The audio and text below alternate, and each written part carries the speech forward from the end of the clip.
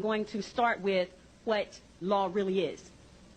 Most of us think that we go into a courtroom and understand the difference between a court and a courtroom, that the people who purport to use law really use words of art to make you believe, in fact, that law is on the table when you walk into a courthouse or a courtroom, when in fact that's not true. Now, who can use law? Law can only be used by people who are in their sovereign capacity.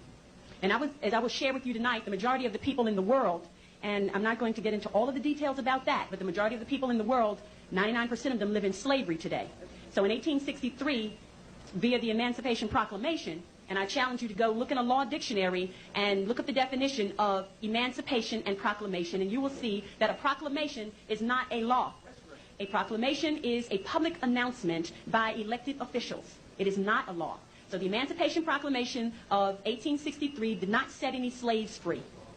What it did was standardize slavery, the United States being the model for the standardization of slavery, that all of the other nations around the world, as they reduced their people from their sovereign capacity and forced them to join nation states, then they were able to issue statutes, codes, ordinances, resolutions on them. And a statute, as in a state statute of the Commonwealth of Pennsylvania, is not a law. It is corporate policy of the corporation that calls itself the Commonwealth of Pennsylvania Incorporated.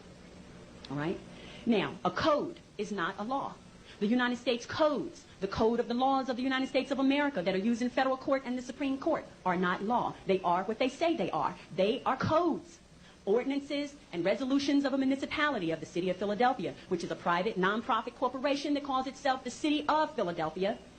An ordinance and a resolution, as in parking ordinances, they are not law. They are what they say they are. They are ordinances and they are resolutions.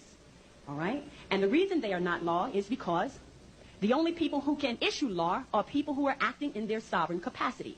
And the people who sit in these seats as elected officials are not, in fact, in their sovereign capacity.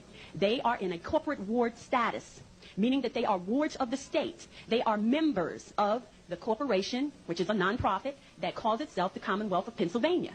And as long as they have a birth certificate on record with the Commonwealth of Pennsylvania, with that birth certificate being a contract, a birth certificate is a contract. And as long as you have a contract with the Commonwealth of Pennsylvania Incorporated, you belong to them, and that's what slavery really is. All right? So who can use law?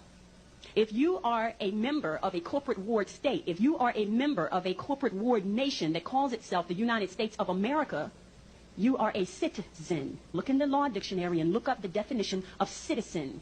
A citizen is not a sovereign. A resident is not a sovereign. Therefore, if you use an address, which is a fictitious number associated with a designation issued by a corporate ward, right, then you become under the jurisdiction of those people who are also corporate wards, but who are also slaveholders.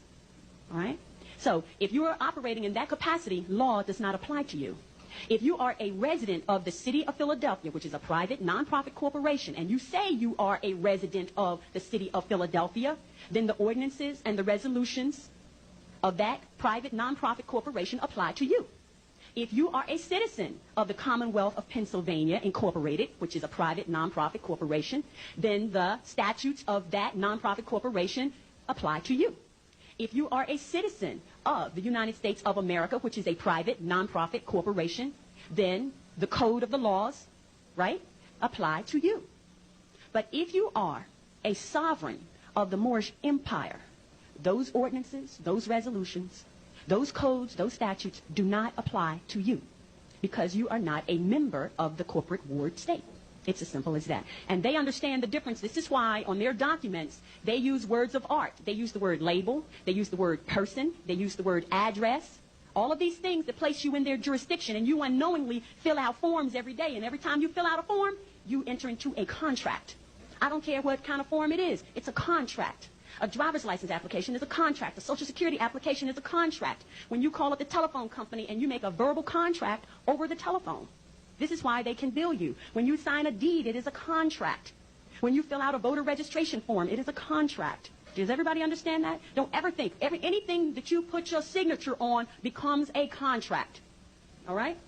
Now, the fact that you are not in your sovereign status means that you make a contract as a minor. They don't care. They know you are a minor because, and to be other than a minor